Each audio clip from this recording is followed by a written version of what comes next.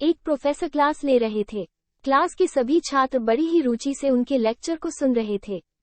उनके पूछे गए सवालों के जवाब दे रहे थे, लेकिन उन छात्रों के बीच कक्षा में एक छात्र बहुत गुमसुम बैठा हुआ था। प्रोफेसर ने 4-5 दिनों तक छात्र को ऐसे ही नोटिस किया तो एक दिन उसे अपने केबिन में बुलवाया और पूछा, तुम हर समय उदास रहते हो, क्लास में अकेले और चुपचाप बैठे रहते हो, लेक्चर पर भी ध्यान नहीं देते, कोई परेशानी है क्या?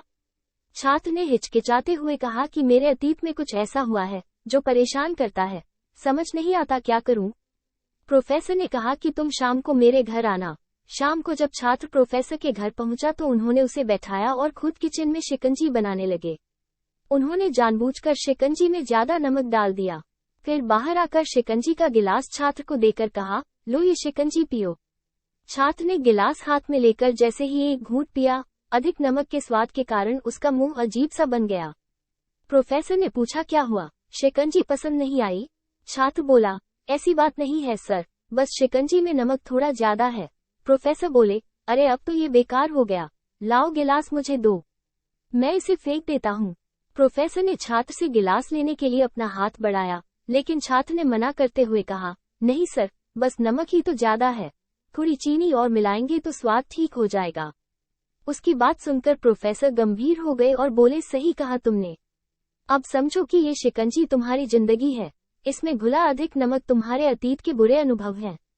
जिस तरह नमक को शिकंजी से बाहर नहीं निकाल सकते, वैसे ही उन बुरे अनुभवों को भी जीवन से अलग नहीं कर सकते। वे बुरे अनुभव भी जीवन का हिस्सा ही हैं, लेकिन जिस तरह हम चीनी घोलकर शिकंजी का स्वाद बदल सकते हैं, वैसे ही बुरे अनुभवों को भूलने के लिए जीवन में मिठास तो घोलनी पड़ेगी।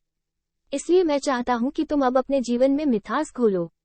प्रोफेसर की बात छात्र समझ गया और उसने निश्चय किया कि अब वो बीती बातों से परेशान नहीं होगा। अक्सर हम सब भी बीती बातों को याद करके बार बार दुखी होते हैं और अपने वर्तमान पर ध्यान ही नहीं देते। इससे वर्तमान भी खराब होने लगता है और जीवन में समस्याएं खत्म होने का नाम ही नहीं लेती। इसलिए जो हो गया उसे याद करने की बजाय वर्तमान पर फोकस करके उसे बेहद बनाओ और नए पलों को सहेजो, ताकि जीवन में मिठास घुल सके और बुरे अनुभवों को भूला जा सके।